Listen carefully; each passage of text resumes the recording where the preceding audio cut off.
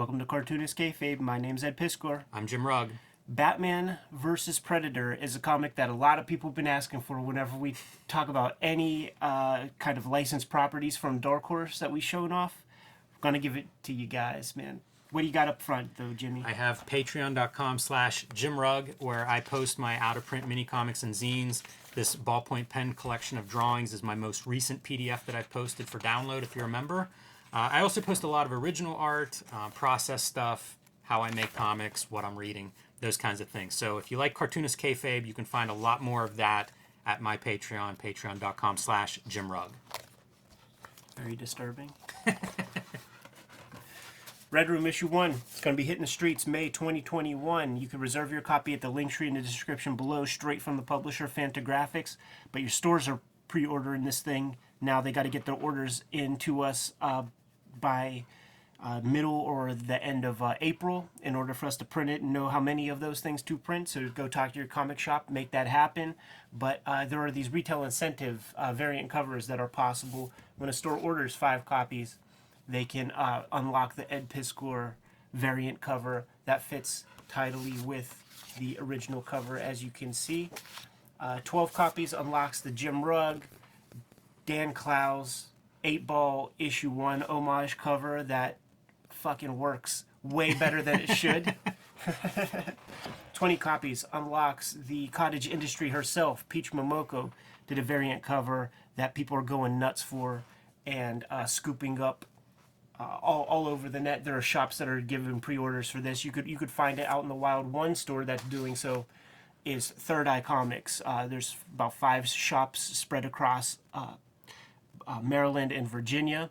Steve at Third Eye ordered 1,000 copies, Red Room issue number 1, so we drew him a fresh cover, and he has bundles on the Third Eye Comics website where he ganged up a bunch of the variant covers. The ones with Peach Momoko that included all the covers, those things disappeared. He had about 75 copies, disappeared in like an hour or 2. But there are other bundle packages with the Jim Rugg. You're not gonna. I haven't found the Jim Rugg variant cheaper on any other retail websites. But like I said, it's a monthly comic, so there's a cover for issue 2, issue 3. You can pre-order those right now from Fantagraphics. Jimmy. Hey, I don't think you've said this, Ed, but if you're a retailer, you could pop into Patreon for $3, read the first issue, and have a extremely clear idea of how it fits with your store's customers, and to get a good idea of what you should order, how many you should order. You're going to be able to sell 20, man, unless you got a very meager store, man, because I see a lot of Pinhead t-shirts in almost every comic shop that I go into, man. There's some kind of horror. There's the horror crew that comes in to read their comics. Horror's evergreen. Batman vs. Predator, Jim, written by Dave Gibbons, drawn by the Kubert brothers, Andy on pencils, Adam on inks and letters. And one of the things that I like about this, man, is, you talk about your disdain for just brown, earthy colors, man. Let's give you 3 issues worth of that. Because this is the brownest, muddiest comic I've read in some time. This is a 1991 release, too, so a little before Image Comics. It may be something that's floating around and is a concept, but a little before Image Comics starts publishing. So this is your era of Jim Lee X-Men and Rob Liefeld X-Force, to give it a little bit of that context. So speculator market near its height, and Batman Predator certainly seems like something you should be able to sell a few units of. Dave Gibbons, he did some pretty memorable work at DC Comics. I've heard of him before. Yeah, it's a familiar name. He did a World's Finest with Steve Rude, where Dave Gibbons was writing. I remember reading interviews with Dave Gibbons talking about wanting to start writing, and that was one of his early ventures. Had to be around this time. I think it predated this a little bit, but a guy who's working on that side of his craft. And I believe Give Me Liberty probably came out around this time. That sounds right. So he has a working relationship with Dark Horse Comics. They come to him, wanna put this comic together, and he does so. I think he does a pretty good job with the thing too, man. It's Batman vs. Predator, so it's about conflict, and you see that theme play out throughout, man. You got the tandem boxers fighting each other, so there's a conflict there. You have the rival kind of gang lords who have their own dogs in the fight. You have their rivalry that plays out through this. So it's all about fighting and rivalry and, mano y mano. Did you mention the Kubert brothers handling the art? It's kind of cool to see them teaming up. Yeah, for sure. And Adam Kubert doing lettering as well. So Adam Kubert on inks, Andy Kubert and pencils, and pretty hot artists. Early '90s. Like these guys really come in. They're around. I think they're fan favorites. And then as the image exodus happens, they become very prominent as Marvel artists. Nature abhors a vacuum, man. And they started out, they did like the Doc Savage miniseries over there at DC for a hot minute. Prestige format joint. They did this. They did Spirits of Vengeance with Johnny Blaze. Ghost Rider. Check those issues out, man. The one with Venom. We're going to have to put that one on under the microscope. But they were... At this time, they were closely, aesthetically, not far from your standard QB work with the organic Joe Kubert line and shit like that, man. Reading the interviews with Adam and Andy, one of the things I always loved and that I found inspiring was that they broke into the industry. Now, I didn't know about how nepotism works and all that stuff, but they were professional 12-year-old, 13-year-old letterers. So, like, I got my Ames guide when I was like 11 or 12 and was like, I'm going to figure that part out. Pretty tight lettering, too.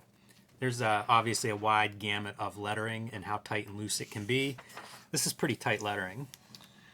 Yeah, no frills lettering. You got your little sound effects, but nothing too big. Yeah, it's very fundamental storytelling, which sure. works. I like that kind of storytelling. So Jim, is it when Predator is on his hunt, is it because of seeing like these warriors on television? Because later on, that's the impression that I get when it's like the boxers are the first guys to get it, and then the mob bosses are on TV, because like media plays a part. Like you always see the media talking about stuff, and then it's those guys who are biting the dust. And whenever Predator's saying words, it's parroting stuff that was said from the TV screens. I'd never put that together, but you've made a compelling case. Anyhow. Yeah, I don't think that that's explicitly described, but everything you said, it's in there, so it makes sense to me. Pre-computer coloring approach to the invisibility cloak. Yeah, I like that. Although this looks, it's almost painted at times. It's some blue line method. It's painted. Okay, some of these techniques are really interesting to see that pre-digital, because also like the infrared. This is very dark. You're right about that. I read this on a screen, and seeing it on paper here, I'm kind of surprised by how dark these pages look. I would bet you if we talked to the colorists, they would feel the same way. Shooting like proper color, it never looks the same. Right. And it almost always looks more poppy. It almost looks more kind of vibrant and garish. And I wonder if they, turned a couple of knobs to try to turn that down. Maybe they turned one or two too many. Yeah, this is a problem for the next decade or two. Yeah. It's really strange how inaccurate color printing in comics seems to be. Predators is taking dudes out, and Daredevil, Batman is on the case. Batman actually doing detective things. I always forget that he's like supposed to be a detective, because it just seems like he's punching dudes all the time. Right. But we see him with a test tube and grabbing some things with tweezers here and there. Yeah, it's kind of good on both sides of the characterization. It's very consistent with what you expect from Predator, which maybe isn't saying much, but it's pretty good Batman in that regard as well. Some of his pathos comes to play. Living up to, Detective Comics. That's right. Just looking at evidence, man. Look, and Predator has the drop on him and lets him go. Yeah. It's going to be a future prey. That's a pretty fun Predator image, which doesn't seem like it should work at all. Imagine tasking yourself with that. That's a lot of sketchbook work ahead of time to try to get that to work. I always thought that Predator is like one of the hardest characters to draw. That was another one as a kid when I would see these guys do good renderings of Predator. That's so cool. This is an iconic piece to me, man, because this is probably the first image I saw of it in Wizard magazine. I like that panel a lot. Yeah, that is one that you would see in promo use. And Batman's getting a drop, like he struck blood in this creature. And I think he took a blood sample. Good Predator hand. Yeah. Good Predator face. The Predator's so cool if people get it right. I like his weapon too. He has that like spear with like knife on both sides of the handle. Yeah, it's badass, man. Great way to end a first issue. It really, yeah, it's terrific. It's got the drop on him, claws out. Lots of blood. You got to read issue number 2. Seems like the end of Batman. And it picks right up. Like one panel leads into the very next. That's pretty sick. Yeah, it's perfect. Made for the trade. Lighter colors. Wonder if that was something that they realized and then, went a little lighter on the ink. Yeah. On the presses. Still pretty dark. These blues that just never were used in earlier comics, and it just gotta adjust to them. And it makes sense, right? Because it's like you get all these cool colors so that you can have these kind of moments. But Batman is jacked up, and yeah, he got he definitely came out the wrong end of that fight. Yes, barely survives. The last panel here is like some storytelling stuff, like going back to the Batcave, and it's just blood everywhere, man. And we see the aftermath. Speaking of blood everywhere, of some Predator missions. That feels Alan Moore-esque. That kind of transition from one bit of blood to the next. Right. And if you read those Alan Moore's on writing books, that was something he was interested in the time period when he would have been working with Dave Gibbons, and Dave Gibbons trying to figure out an approach to writing. You can see all that. Here's our Bruce Wayne, man. Our boy got jacked the fuck up. So ridiculous. Yeah, this is what I was talking about. Like when you see the foreshortened leg, and you see those like lines to kind of symbolize the volume of that shape. So it's like, this line and that line could be like that line and that line. Like, so you make them closer and you shrink up that top of the leg. The bandages help a lot. The Yeah. bandages really let you do the round, the cylindrical stuff. Right. But do take inventory at home of the amount of injuries that he's being treated for. Like this leg is in a cast, set and raised. His eyes are bandaged. Yeah. Like he's hurt real bad. And I think it's going to be like a day or two that he's out of action. Well, you know what? I think for the purposes of the story, I think they set it up reasonably well, man, given the fact that we got 3 issues, right? Time after time, Commissioner Gordon, like they have the bat signal up, right? They're begging for help. And Batman is just not showing up, so they're building up. Yeah, and I don't know if I'm pretty sure whenever Batman takes off from the fight in the car, that like the cops are coming in. So they see the Batmobile beaten up, it's kind of wrecked and just fleeing the scene.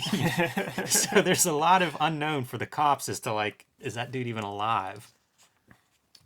That Predator, baby. It's impressive to me that the Predator design is a thing in our pop culture.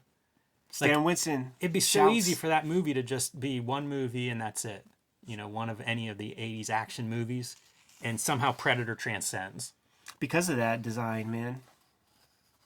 I think it was supposed to be like a ant-looking creature, like a bug-like creature in its first iteration, and if that was the case, we wouldn't be talking about it anymore.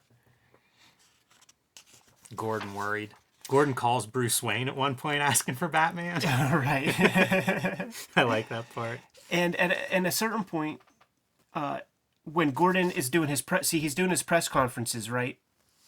And he's going to be getting a call from Bruce Wayne or Batman, and Bruce is going to be like, "I think you're next, dude." And that's when he lays it out, like, those boxers were on TV, they got jacked up. The mob dudes were on TV, they got jacked up, and you were just on screen.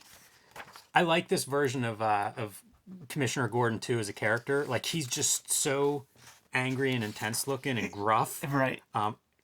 Probably a terrible dick in real life, but it's kind of what the character should be. Yeah. It's real fun. Like he's not likable in any way, but man, he just seems like the perfect cast for that character. So the mayor has to poop. goes to the bathroom, and then they just hear a scuffle. By the time they get in there, man, the predator was in there, did his work, man. No longer eye bandaged, but he's got to wear some Matt Murdock's in order to get out of the cave dwellings. And Dave Gibbons described Alfred as the squire to the Dark Knight, as like, I'm gonna outfit you, I'm gonna hook you up with stuff. You know, Alfred's tasked with fixing the car. Go back a page. What is this thing? It's an echo,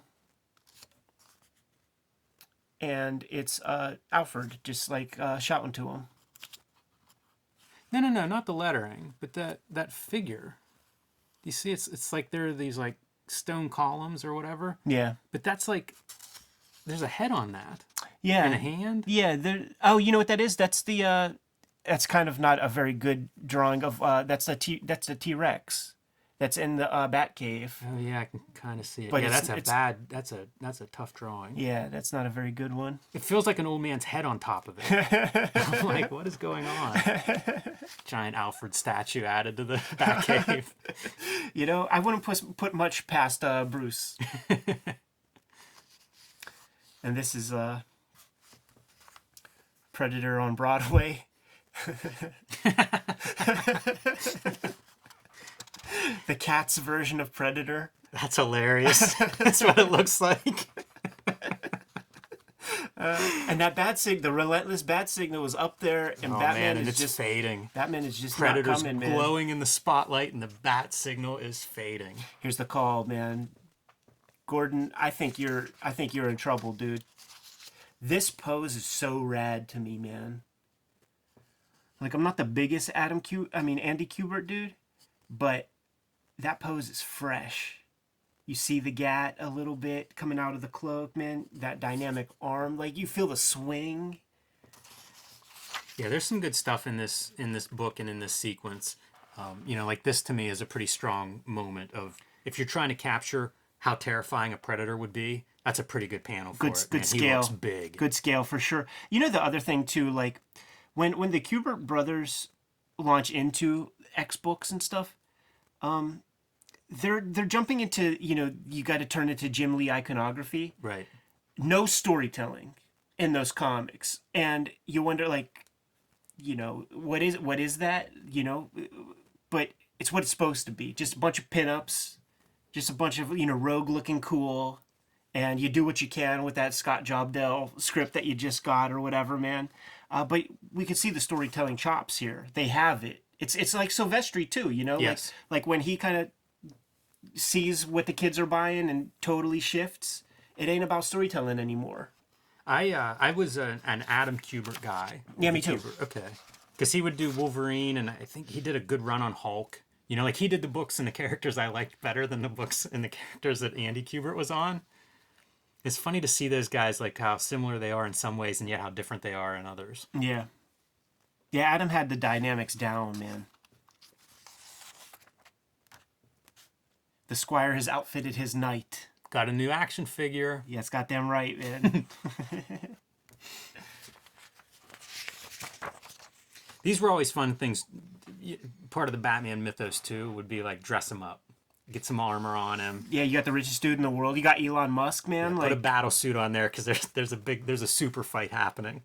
And you can see the blue line of the shifted color here. It made me think about like what kind of a task that was to color blue line. You think about, like, you cannot go outside the lines at all, man.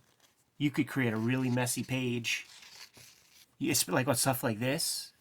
Yeah, it goes back to, you know, why we had to have heavy black outlines. Right. How about that for a 2-page spread, man? Pretty strong. And, you know, it's another one of those pages where we get some lighter colors. Like Yeah. we can really see what's happening. This is like the color of Predator blood. It's kind of yellow. I like that color coming in. You do all that muddy brown desaturated stuff, when you add some color, it really does pop. Now we're taking it to the Batcave, man. And that's what I wanted to see from the jump. Like, let's get into the Batcave and do some fighting. call back to Batman Year One whenever he uses little gimmicks, man, to get the bats to create kind of a smoke screen. Yeah, you wonder if Gibbons is working on this and Give Me Liberty around the same time and having Batman conversations with Frank Miller. Right. Frank, how would Batman combat Predator? Yeah, because Frank turned this down. You know, like Mike is going on a hierarchy on his list, and it's like, hey Frank, how about it?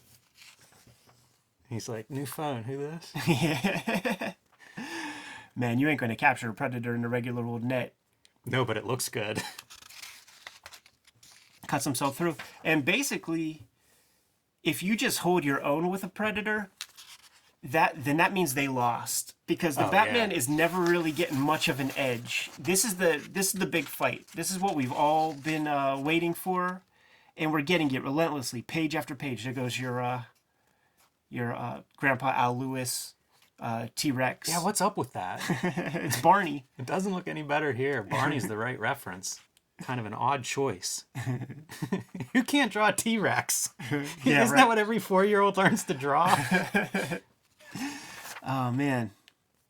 And then we got the young squire with his musket gun, with his elephant rifle. I love he's like reloading then. Got to get another shot together. He's dumping his black powder in the back.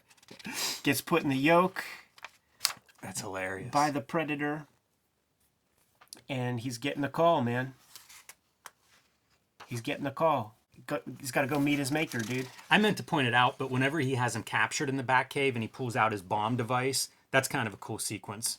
A nice nod to the movie, like Bruce Wayne being able to shut that down. Right. So Bruce is only armed with a baseball bat. Louisville Slugger. At this point, man. Yeah, I don't know if I'd take my helmet off and grab the baseball bat and head off into the swamp after this thing. With the things we learned in the aughts and the 2010s about concussions, CTE, good point, and multiple head injuries, I think it's safe to say that our guy, Bruce Wayne, he might be dealing with some, I was about to name names of prominent NFL players, but I just won't do that because this is a classy program. But let's, ready for Deus Ex Machina, man? How the heck does Batman destroy a Predator? He doesn't, man. The mothership is coming. This is like an episode of Alf.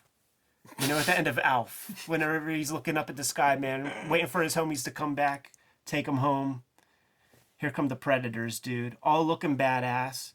And that's always the thing, too, with these properties, man. When, like, the first Alien movie, when it's like, all these people, they can't fuck up one alien. So then in the next one, you got to have a bunch of them. You can't fuck up one Predator. And there's a whole race of them out there. They come to town.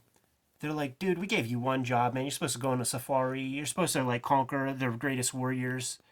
The mere fact that this guy's still alive means you failed. You could do some humor here if you wanted to go in this direction of, Bruce Wayne dropping to his knees and just begging for his life. Panic whenever he's like, there's 8 of you? I will suck dicks. I will suck fucking Predator dicks until the sun comes up, man. It'd be like those stories you hear when a plane is about to crash. Yeah. And then it pulls out and it's like... Everybody starts jerking off everywhere. You got to do yourself in, dude. That's hardcore. You're done. You ain't a part of us anymore. I'm mildly surprised by this. I guess you can get away with this kind of thing because it's an alien.